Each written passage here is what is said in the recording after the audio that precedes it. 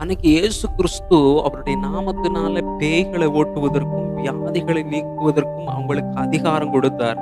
அந்த அதிகாரத்தின் மூலம் சீஷர்கள் எல்லா தேசத்துக்கும் சென்று இயேசுவின் நாமத்தினால வியாதிகளையும், பேய்களையும் ஓட்டினாங்க. ஆனா பெந்தெகோஸ்து நாளுக்கு அப்புறம் பார்த்தீங்கன்னா, இந்த பேதுரு என்கிற அந்த மனுஷனுக்குள்ள இருந்த அபிஷேகம் எவ்வளவு பெரிய அபிஷேகம்னு உங்களுக்கு காண்பித்துக் கொடுக்கிறேன். அதுவரை இயேசுவின் நாமத்தினால பேய்களையும், வியாதிகளையும் ஓட்டிக்கொண்டிருந்த அவனுடைய வாழ்க்கையில மரித்தவர்களை உயிரோடு கூட எழுப்புறாங்க. பெந்தெகோஸ்து நாளுக்கு அப்புறம் அவருடைய நிழல் பட்டாவது சுகம் கிடைக்குமா என்று சொல்லி அவருடைய நிழல் படுவதற்காக அநேக வியாதியஸ்தர்களை கொண்டு வந்து போட்டாங்க. காரணம் என்ன தெரியுமா? பேதுருக்குள்ள இருந்த அபிஷேகம் பெரியது.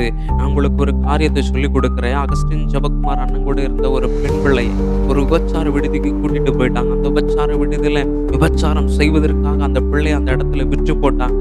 அந்த விற்று போட்ட இடத்துல இந்த அபிஷேகம் பெற்ற மகள் அந்த இடத்துல இருந்து ஜெபிக்க ஆரம்பிச்சா மணிக்கூரா இருந்து ஜெபிக்க ஆரம்பிக்கிறா. அப்போ அந்த இடத்துல இருக்குதான ஒரு ஒரு ஒரு ஸ்திரீக்கு, ஒரு விபச்சார ஸ்திரீக்கு ப்ளீடிங் நிக்காம போய்கிட்டே இருக்கு.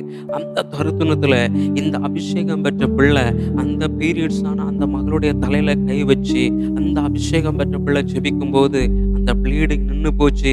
கர்த்தர் அவருடைய வாழ்க்கையில அற்புதம் செய்ற அந்த இடத்துல அநேகர் வியாதியஸ்தர்களா இருந்தாங்க.